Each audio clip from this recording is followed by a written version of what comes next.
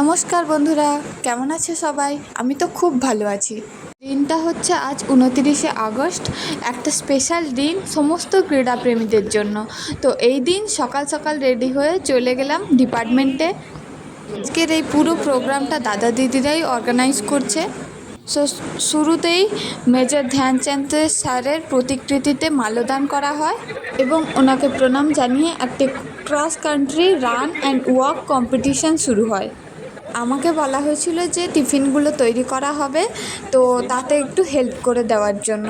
তো এখানে বসে আমি ঠোঙ্গাগুলো বানিয়ে নিচ্ছিলাম, আর দাদা দিদিরা এখানে পুরো প্যাকেটগুলো রেডি করে নিচ্ছিল। তারপর এক এক করে পার্টিসিপেন্টসরা ঢুকতে থাকে এবং সকলে হাততালি দিয়ে তাদেরকে অ্যাপ্রিসিয়েট করে। তো সকলকে সকালে টিফিন দিয়ে দেওয়ার পরেও আরও বসে প্যাকেট করছিলাম, যেগুলো দুপুরের টিফিনের জন্য দরকার ছিল। এখানে অঙ্কিতাও বলে যে তার একটু ভিডিও করে দিতে, তো তাই বলে ভিডিও করে দিলাম। আগের কলেজেরও কয়েকটা ছবি ঢুকলো স্পোর্টস ডের। আজকে গাছ লাগানোরও একটা প্রোগ্রাম ছিল। তো প্যাকেটগুলো রেডি করে নিয়ে যেসব টিমগুলো খেলতে এসেছিলো তাদেরকে হ্যান্ড ওভার করে দেওয়া হলো। তারপর রুমে চলে যাই। বিকেলে এসে দেখি এখানে ট্রফি সাজানো রয়েছে, আর এদিকে চলছে ভলিবলের ফাইনাল ম্যাচটা একটু দেখলাম, একটু ভিডিও করে নিলাম আপনাদের দেখাবো বলে।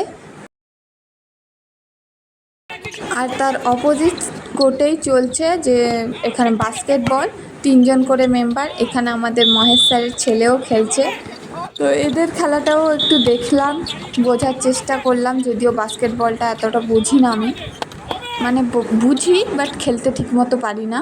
তারপরে এদিকে চলছিল আন্ডার 17 গার্লসদের ফুটবল ম্যাচ, ফাইনাল ম্যাচ, এটাও চলছিল। এদিকে এসে এদেরটাও একটু ভিডিও করে নিলাম। খুব সুন্দর করে প্রথম থেকে এই টিমগুলো খেলে আসছে। তো তোমাদের কোন খেলাটা সবচেয়ে বেশি ভালো লাগে অবশ্যই কমেন্ট করে জানাবে। তো এদের খেলাটাও কিছুক্ষণ দেখে নিয়ে তারপরে রুমে চলে এলাম। এই হচ্ছে আজকের ডেকোরেশন, যেটা দাদা দিদিরা মিলেই তৈরি করেছে। খুব সুন্দর হয়েছে জিনিসটা। তো সন্ধেবেলা আমি বাড়ি যাওয়ার জন্য বেরিয়ে গেলাম। পাশেই দেখছি বাড়ি যাওয়ার ট্রেনটা ঢুকছে ওই পাশে। তো এখন আমি বাড়ি যাই। দেখা হবে অন্য একটি ব্লগে। আর ভিডিওটি কেমন লাগলো অবশ্যই জানাবেন। Thank you, by.